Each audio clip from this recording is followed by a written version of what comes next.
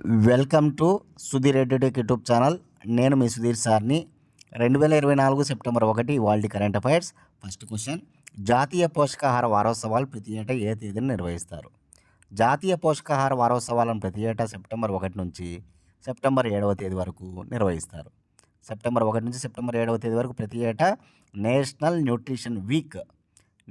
Nutrition వీక్ను నిర్వహిస్తారన్నమాట.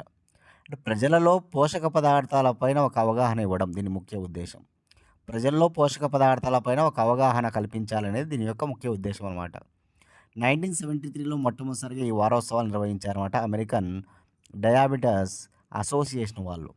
1973లో మొట్టమొదటిసారిగా ఈ వారోత్సవాలు నిర్వహించారు అమెరికన్ డయాబెటస్ అసోసియేషన్ వాళ్ళు అనమాట. అంటే పోషక పదార్థాలు 5 ఉంటాయి: కార్బోహైడ్రేట్స్, ప్రోటీన్స్, ఫ్యాట్స్, మినరల్స్, విటమిన్లు.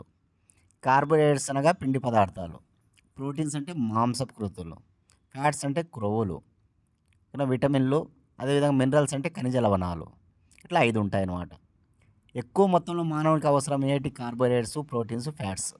వీటినే స్థూల పోషకాలు అంటారు. తక్కువ మొత్తంలో మానవునికి అవసరం ఏంటి? విటమిన్లు, మినరల్స్ అనమాట. వీటిని సూక్ష్మ పోషకాలు అంటారు అనమాట. కార్బోహైడ్రేట్స్, ప్రోటీన్స్, ఫ్యాట్స్ మానవునికి శక్తిని ఇస్తాయి. అందుకే వీటిని శక్తి జనకాలు అంటారు. శక్తినిచ్చే పోషకాలు లేదా శక్తి జనకాలు అంటారు. విటమిన్లు మరియు మినరల్స్ అనేటువంటి ముఖ్యంగా ఆరోగ్యానికి బాగా ఉపయోగపడతాయి అన్నమాట. అందుకే వీటిని రక్షణ పోషకాలు అంటారు, విటమిన్లను, మినరల్స్ను. కార్బోహైడ్రేట్స్ అంటే కనుక మనందరికీ తెలుసు: glucose, fructose, maltose, cellulose, starch, galactose, lactose, sucrose, ఇవన్నీ కూడా కార్బోహైడ్రేట్స్ అనమాట. ప్రోటీన్స్ అంటే మాంసకృతులు, ఫ్యాట్స్ అంటే క్రొవ్వులు, విటమిన్లు అంటే నీటిలో కరిగే విటమిన్లు ఉంటాయి, క్రొవ్వులో కరిగే విటమిన్లు ఉంటాయి. నీటిలో కరిగే విటమిన్లు వచ్చేసి బి మరియు సి. బి అంటే B1, B2, B3, B5, B6, B7, B9, B11, B12 ఇవన్నీ ఉంటాయి. అదేవిధంగా కొవ్వులో కరిగే విటమిన్లు వచ్చేసి ఏడిఈకే. ఏ రెటినాల్, డి కాల్సిఫెరాల్, ఈ టోకోఫెరాల్, కే ఫిల్లోక్వినోన్. ఇప్పుడు చెప్పినట్టు కెమికల్ నేమ్స్ అనమాట. ఏ రెటినాలు, D calciferol, E tocopherol, K phylloquinone. C vitamin వచ్చేసి ఆస్కార్బిక్ యాసిడ్ కెమికల్ నేమ్ అనమాట, ascorbic acid. B1 thiamine, B2 riboflavin, B3 niacin, B5 pantothenic acid, B6 pyridoxine, B7 biotin.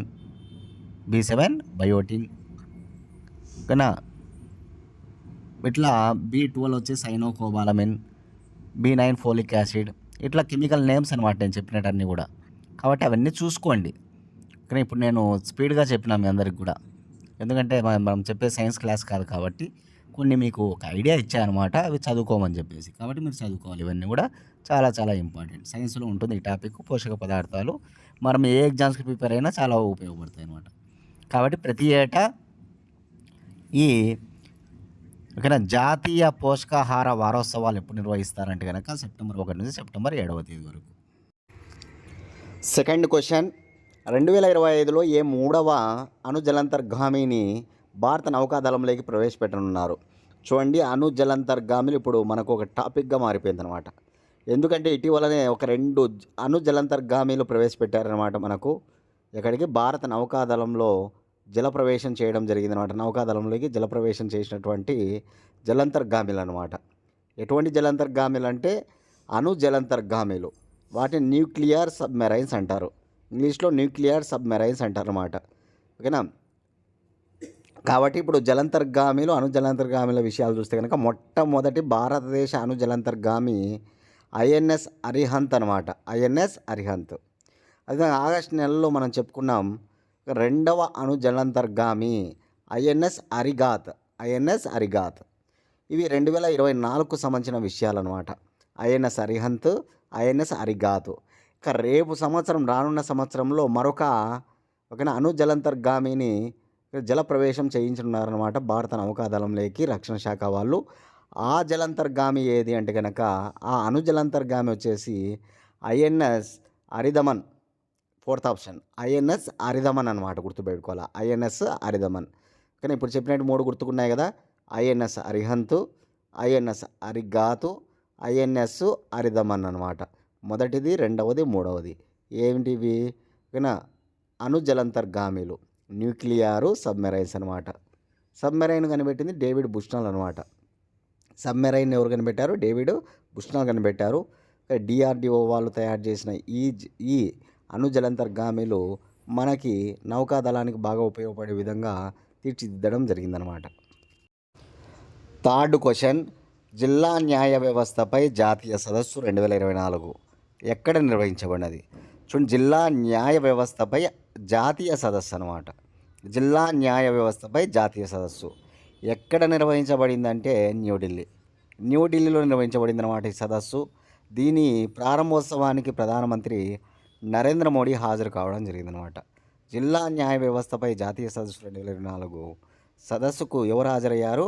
ప్రారంభోత్సవానికంటే ప్రధానమంత్రి నరేంద్ర మోడీ. ఆయన మాట్లాడుతూ ఇటీవల జరిగినటువంటి సంఘటనలను గుర్తు చేశాడనమాట. కోల్కతాలో యువ వైద్యురాలిపైన జరిగిన అత్యాచారం కావచ్చు, మహారాష్ట్రలో ఇద్దరు స్కూలు విద్యార్థినులపైన జరిగినటువంటి లైంగిక దాడి, వీటి నేపథ్యంలో ఆయన ఓకేనా ఇటువంటి కేసుల విషయాల్లో సత్వర న్యాయం, వెంటనే న్యాయం అందించాలని ఆయన న్యాయస్థానాలను కోరడం జరిగిందనమాట. దీనికి సంబంధించినటువంటి కమిటీలు ఏవైతే ఉంటాయో ఆ కమిటీలు వెంటనే ఒక విచారణ చేపట్టి వేగవంతంగా న్యాయం అందించాలని చెప్పేసి ఆయన కోరడం జరిగిందనమాట. ఈ సందర్భంగా ఆ విషయాన్ని కూడా మనం మైండ్లో పెట్టుకోవాలి, ఓకేనా. ఇకపోతే సుప్రీంకోర్టు ప్రారంభించబడి 75 ఏళ్ళు పూర్తయిన సందర్భంగా 75 రూపాయల ఓకేనా ఒక స్టాంపును రిలీజ్ చేయడం జరిగిందనమాట. 75 రూపాయల పోస్టల్ స్టాంపును రిలీజ్ చేయడం జరిగిందనమాట. సుప్రీంకోర్టు 1950 జనవరి 28న ఏర్పడింది. సుప్రీంకోర్టు 1950 జనవరి 28న ఏర్పడిందనమాట. ఈ సందర్భంగా 75 ఏళ్ళు పూర్తయిన సందర్భంగా అది ఏర్పడి ఒక పోస్టల్ స్టాంప్ రిలీజ్ చేయడం జరిగిందనమాట. అదేవిధంగా సుప్రీంకోర్టు ప్రధాన న్యాయమూర్తి చంద్రచూడ్ మాట్లాడుతూ ఈ జిల్లా కోర్టులు అనేటువంటివి దిగువ కోర్టులుగా పరిగణించకూడదని చెప్పి ఆయన చెప్పడం జరిగిందనమాట. జిల్లా కోర్టులను దిగువ కోర్టులు అనకూడదని చెప్పి చెప్పడం జరిగింది. జిల్లా కోర్టులే న్యాయ వ్యవస్థకు వెన్నెముక లాంటివి అని చెప్పి చెప్పడం జరిగిందనమాట. జిల్లా కోర్టులే న్యాయ వ్యవస్థకు వెన్నెముక లాంటివి అని చెప్పి చెప్పడం జరిగిందనమాట. అదేవిధంగా కేసులను సత్వర న్యాయం కలిగించాలి, చాలా వేగవంతంగా చేయాలనే ఉద్దేశం చేత 2019లో ఫాస్ట్ ట్రాక్ కోర్టులను ఏర్పాటు చేసినట్టుగా ఆయన గుర్తు చేయడం జరిగింది. 2019లో ఫాస్ట్ ట్రాక్ కోర్టులను ఏర్పాటు చేసినట్లుగా ఆయన గుర్తు చేయడం జరిగిందనమాట. ఇకపోతే ఇటీవల జరిగినటువంటి సంఘటనలు, మహిళలపైన లైంగిక దాడులు కావచ్చు, అత్యాచారం కావచ్చు, దానిపైన వేసిన కమిటీలు ఓకేనా. జిల్లా జడ్జి ఉన్నాడు ఆ కమిటీల్లో. జిల్లా జడ్జి, జిల్లా కలెక్టర్, జిల్లా ఎస్పీలతో కూడినటువంటి విచారణ కమిటీలు అత్యంత వేగవంతంగా విచారణ చేపట్టాలని చెప్పి కోరడం జరిగిందనమాట. ఓకేనా, ఇవన్నీ కూడా అక్కడ చర్చించారు. కాబట్టి జిల్లా న్యాయ వ్యవస్థపై జాతీయ సదస్సు కానీ ఎక్కడ జరిగిందంటే కనుక ఎక్కడ జరిగిందంటే న్యూఢిల్లీలో జరిగిందనమాట. అది ఖచ్చితంగా గుర్తుపెట్టుకోవాలి. సుప్రీంకోర్టు ఏర్పడి ఎన్నేళ్ళు అయిందంటే కనుక 75 ఏళ్ళు. ఆ సందర్భంగా ప్రధానమంత్రి నరేంద్ర మోడీ ఒక పోస్టల్ స్టాంపు రిలీజ్ చేయడం జరిగిందనమాట.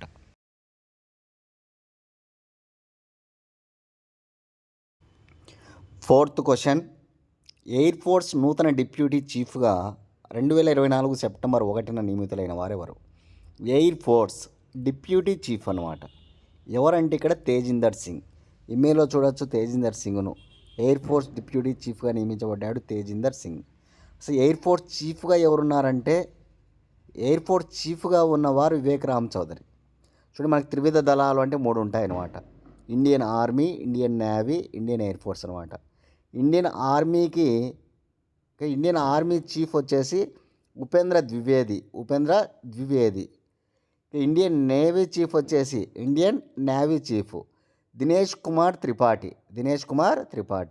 ఇప్పుడు ఇండియన్ ఎయిర్ ఫోర్స్ చీఫ్ వచ్చేసి వివేక్ రామ్ చౌదరి. ఇప్పుడు మనం తెలుసుకునేది ఎవరంటే డిప్యూటీ చీఫ్ అనమాట. న్యూ అపాయింట్మెంట్ ఉన్నప్పుడు రాసుకోవాల్సిందే డిప్యూటీ చీఫ్ అయినా కూడా. కాబట్టి ఎయిర్ ఫోర్స్ డిప్యూటీ చీఫ్ ఎవరంటే మాత్రం తేజిందర్ సింగ్ అనమాట, గుర్తుపెట్టుకోవాలి. అదేవిధంగా 2 days బ్యాక్ చూస్తే మనం ఎస్బీఐ చైర్మన్గా చెల్లా శ్రీనివాసులు శెట్టి వచ్చాడు ఎస్బీఐ చైర్మన్గా. అదేవిధంగా రైల్వే బోర్డు నూతన చైర్మన్గా సతీష్ కుమార్ వచ్చారనమాట. అదేవిధంగా CISF central industrial security force central industrial security ఫోర్స్కు నూతన డైరెక్టర్ జనరల్గా రాజ్విందర్ సింగ్ వచ్చారు. రాజ్విందర్ సింగ్ భట్టి అనమాట. మనం చెప్పుకున్నాం ఇవన్నీ కూడా న్యూ చైర్మన్స్ అన్నీ కూడా. కాబట్టి ఇప్పుడు ఎయిర్ ఫోర్స్ డిప్యూటీ చీఫ్ ఎవరంటే మాత్రం Tejinder Singh. Air force deputy chief Tejinder Singh అనమాట. కానీ క్లాస్ ఎవరైతే ఫాలో అవుతున్నారో దయచేసి మీరు అందరూ కూడా లైక్ చేయండి. ఇంకా ఎవరైనా సబ్స్క్రైబ్ చేసుకోకపోతే సబ్స్క్రైబ్ కూడా చేయండి. మీ ఫ్రెండ్స్ ఉంటే కనీసం వారికి ముగ్గురికి మన ఛానల్ని షేర్ చేయండి. ఓకేనా. దయచేసి ప్రతి ఒక్కరు కూడా క్లాస్ ఫాలో అయ్యే వాళ్ళందరూ కూడా లైక్ చేయండి. Okay. Question number 5. Hindustan aeronautics limited నూతన సీఎండీగా ఎవరు నియమితులయ్యారు? హిందుస్థాన్ ఏరోనాటిక్స్ లిమిటెడ్ నూతన సీఎండీగా నియమితులైన వారు డీకే సునీల్. మన ఎంఏలో చూడొచ్చు డీకే సునీల్ను. చూడండి, హిందుస్థాన్ ఏరోనాటిక్స్ లిమిటెడ్, సింపుల్గా దీన్ని హెచ్ఏఎల్ అంటారు. హెచ్ఏఎల్. ఈ హిందుస్థాన్ ఏరోనాటికల్ లిమిటెడ్ ఎప్పుడు ఏర్పడిందంటే కనుక 1940. హిందుస్థాన్ ఏరోనాటిక్స్ లిమిటెడ్ ప్రధాన కార్యాలయం బెంగళూరు, కర్ణాటక అనమాట. కాబట్టి న్యూ అపాయింట్మెంట్స్లో మరొక వ్యక్తిని మీరు నోట్ చేసుకోవాలి ఈరోజు. హిందుస్థాన్ ఏరోనాటిక్స్ లిమిటెడ్ నూతన సిఎండి, మేనేజింగ్ డైరెక్టర్ అనమాట. ఎవరంటే కనుక chairman and managing director D K Sunil అనమాట. డీకే సునీల్.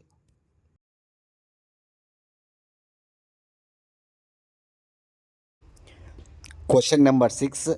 తోడేళ్ల దాడులు నివారించడానికి ఏ రాష్ట్ర ప్రభుత్వం ఆపరేషన్ బేదియా చేపట్టినది? తోడేళ్ల నివారించడం కోసం ఉత్తరప్రదేశ్ రాష్ట్ర ప్రభుత్వం ఆపరేషన్ బేదియా చేపట్టిందన్నమాట. చూడండి, తోడేళ్ల దాడుల్లో మనుషులకు గాయాలు కావడము, మనుషుల ప్రాణాలు పోవడం ఇవన్నీ కూడా జరుగుతూ ఉందంట.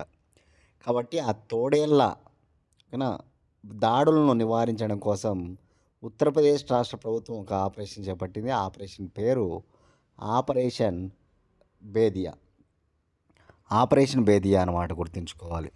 దీనిలో భాగంగా అక్కడ అడవులు ఏవైతే ఉంటాయో, అడవులలో ఉత్తరప్రదేశ్ అడవులు ఏవైతే ఉంటాయో ఆ అడవుల్లో కెమెరాలు, డ్రోన్లు ఇవన్నీ కూడా ఉంచి ఆ తోడేళ్ల విషయాలన్నీ కూడా అక్కడ వాటి పరిశీలించి వాటిని పట్టుకోవడము, వాటిని చంపడము ఇవన్నీ కూడా చేయాలని నిర్ణయించిందనమాట ఈ ఆపరేషన్ బేదియా ద్వారా. కాబట్టి గుర్తుపెట్టుకోవాలి, ఆపరేషన్ బేదియా అంటే ఉత్తరప్రదేశ్ రాష్ట్ర ప్రభుత్వం దేనికోసం అంటే కనుక తోడేళ్ల దాడులు నివారించడం కోసం. ఇది ముఖ్య ఉద్దేశం అనమాట, గుర్తుపెట్టుకోవాలి. ఉత్తరప్రదేశ్ రాజధాని లక్నో, ఉత్తరప్రదేశ్ హైకోర్టు అలహాబాద్ హైకోర్టు. ఉత్తరప్రదేశ్ రాష్ట్ర భాష హిందీ అనమాట. ఉత్తరప్రదేశ్ రాజధాని లక్నో, హైకోర్టు అలహాబాదు, భాష హిందీ. ఇక ఉత్తరప్రదేశ్ ముఖ్యమంత్రి యోగి ఆదిత్యనాథ్, భారతీయ జనతా పార్టీ. ఉత్తరప్రదేశ్ రాష్ట్ర గవర్నర్ ఆనందీబెన్ పటేల్. ఉత్తరప్రదేశ్ రాష్ట్ర ముఖ్యమంత్రి యోగి ఆదిత్యనాథ్, ఉత్తరప్రదేశ్ రాష్ట్ర గవర్నర్ ఆనందీబెన్ పటేల్ అనమాట. ఇక ఉత్తరప్రదేశ్లో అసెంబ్లీ స్థానాలు 403, ఉత్తరప్రదేశ్లో లోక్సభ స్థానాలు 80, ఉత్తరప్రదేశ్లో రాజ్యసభ స్థానాలు 31, ఉత్తరప్రదేశ్లో ఎమ్మెల్సీ వచ్చి 100. కాబట్టి ఉత్తరప్రదేశ్ లోక్సభ స్థానాలేమో 80, రాజ్యసభ స్థానాలేమో 31, ఎమ్మెల్సీ శాసనమండలి స్థానాలు అనమాట అవి 100. గుర్తుపెట్టుకోవాలి. ఎందుకంటే ఎక్కువ లోక్సభ స్థానాలు కలిగిన రాష్ట్రం, ఎక్కువ రాజ్యసభ స్థానాలు కలిగిన రాష్ట్రం, ఎక్కువ ఎమ్మెల్సీ స్థానాలు కలిగిన రాష్ట్రం, ఎక్కువ అసెంబ్లీ స్థానాలు కలిగిన రాష్ట్రం ఏదంటే ఉత్తరప్రదేశ్. కాబట్టి ఇంపార్టెంట్ బాగా. Question number 7. ఈ క్రింది వాణిలో ఇటీవల నవరత్న హోదా పొందిన కంపెనీ ఏది? నవరత్న హోదా పొందినటువంటి నూతన కంపెనీలు 4 ఉన్నాయి. ఆ 4 చెప్తా, నోట్ చేసుకోవాలి మీరందరూ కూడా. Solar energy corporation of India ఒకటి, రైల్టెల్ ఒకటి, నేషనల్ హైడ్రాలిక్ పవర్ కార్పొరేషన్ ఒకటి, 4వది సట్లెజ్ జల విద్యుత్ నిగమ్ అనేది ఒకటి.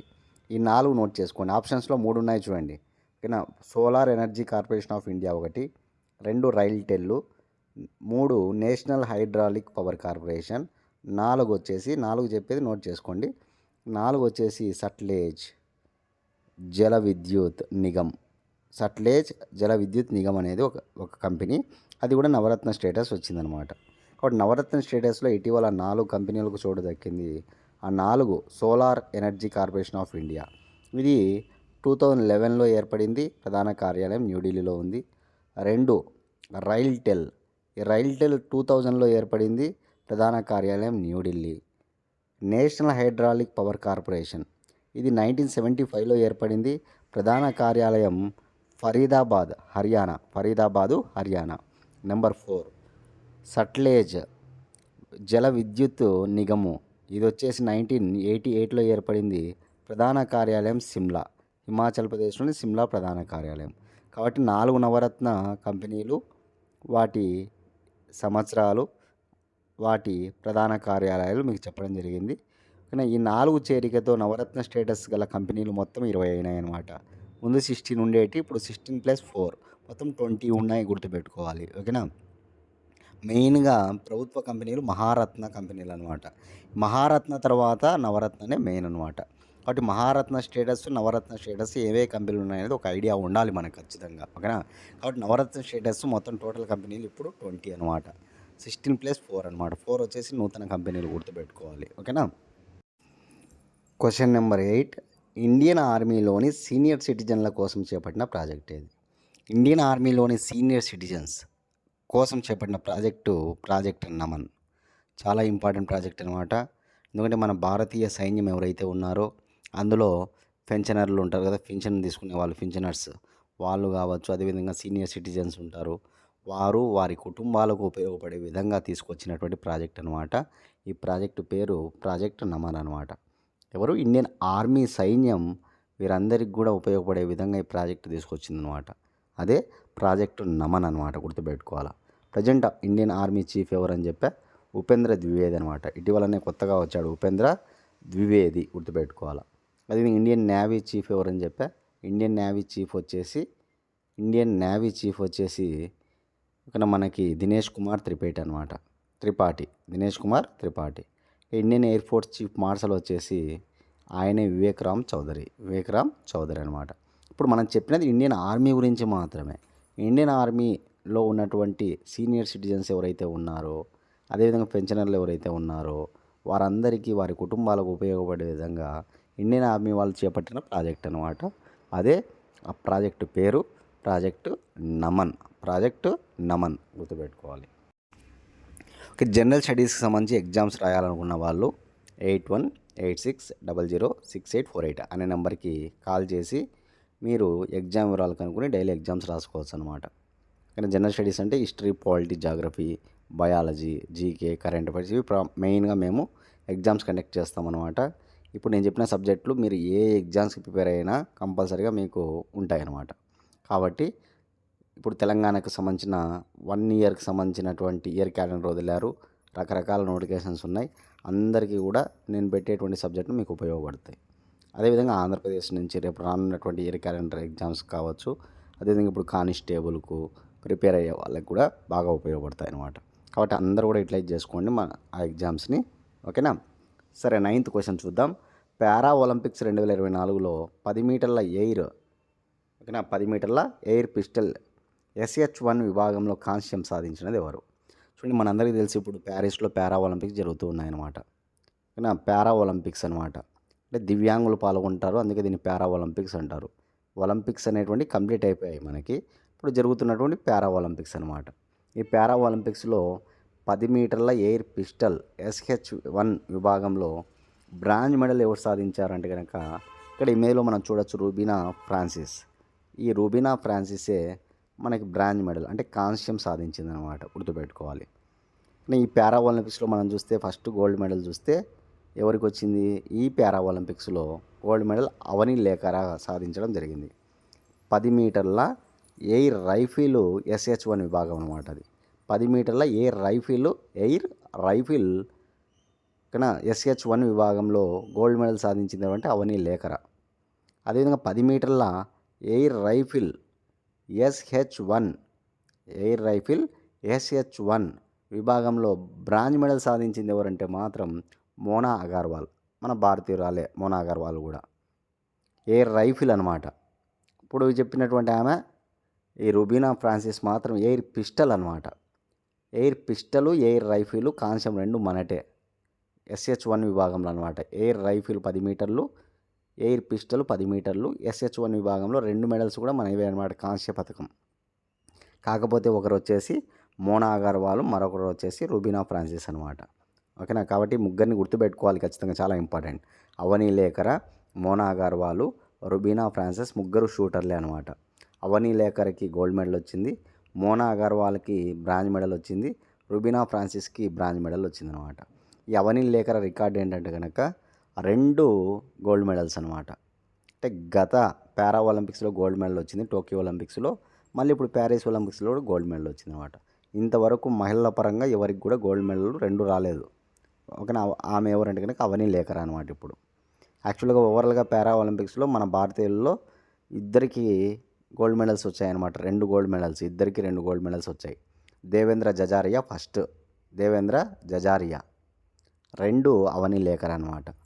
అవని లేఖర గుర్తుపెట్టుకోవాలి, చాలా ఇంపార్టెంట్ అనమాట. ఖచ్చితంగా బిట్ ఎక్స్పెక్ట్ చేయొచ్చు మనం. Last question. Delhi premier league 2024లో 19 సిక్సులు కొట్టి వరల్డ్ రికార్డ్ సాధించిన వాడు. ఢిల్లీ ప్రీమియర్ లీగ్ 2024లో 19 సిక్సులు కొట్టి వరల్డ్ రికార్డ్ సాధించిన వాడు బధోని. ఇమేలో చూడొచ్చు బధోనిని మనం. ఇతను ఢిల్లీ ప్రీమియర్ లీగ్లో south Delhi super star team తరపున ఆడడం జరిగింది. South Delhi super stars team తరపున ఆడడం జరిగిందనమాట. ఏకంగా 19 సిక్సులు బాదడం జరిగిందనమాట. ఇది వరకు 18 సిక్సులు ఎవరి పేరు మీదుగా ఉన్నాయంటే కనుక అతనే క్రిస్ గేల్ ఒకడు, అదేవిధంగా Estonia batter Sahil Chauhan. Estonia batter Sahil Chauhan 18 సిక్సులు కొట్టాడు. అదే క్రిస్ గేల్ కూడా 18 సిక్సులు కొట్టాడు అనమాట. వారిద్దరు రికార్డును బ్రేక్ చేసిన వాడు ఎవరంటే కనుక ఇప్పుడు బధోని అనమాట. దేశవాళీ టోర్నీ కాకపోతే ఇది గుర్తుపెట్టుకోవాలి, దేశవాళీ టోర్నీ అనమాట ఈ ఢిల్లీ ప్రీమియర్ లీగ్ అనేటువంటిది. కానీ 19 సిక్సులు కొట్టినటువంటి వాడు బధోని. ఇదే కానీ ప్రీమియర్ లీగ్లో మరొకరు 6 బాళ్ళకు 6 సిక్సులు కొట్టాడనమాట. అతనే ఆర్య. 6 బాళ్ళకు 6 సిక్సులు కొట్టాడనమాట. ఇదే టీంకు చెందినవాడు. ఏ team? South Delhi super star అనేటువంటి టీం అనమాట. వీరు ఎవరిపైన రికార్డులు బ్రేక్ చేశారంటే కనుక నార్త్ ఢిల్లీ స్ట్రైకర్స్ పైన గుర్తుపెట్టుకో. నార్త్ ఢిల్లీ స్ట్రైకర్స్ పైన south Delhi super stars players రికార్డులు నమోదు చేయడం జరిగిందన్నమాట. 6 బాళ్ళకు 6 సిక్సులు కొట్టినవాడు ఆర్య అయితే 19 సిక్సులు కొట్టినవాడు బధోని అనమాట. ఓకే, అందరు కూడా క్లాస్ ఫాలో అయిన వాళ్ళందరూ కూడా ఇప్పటికైనా లైక్ చేయండి ప్లీజ్. అందరు లైక్ చేయాలి, ఇంకా చాలామంది లైక్ చేయలేదు, ప్రతి ఒక్కరు లైక్ చేయండి. ఓకే, నెక్స్ట్ క్లాస్లో మళ్ళీ కలుసుకుందాం ఫ్రెండ్స్. థ్యాంక్స్.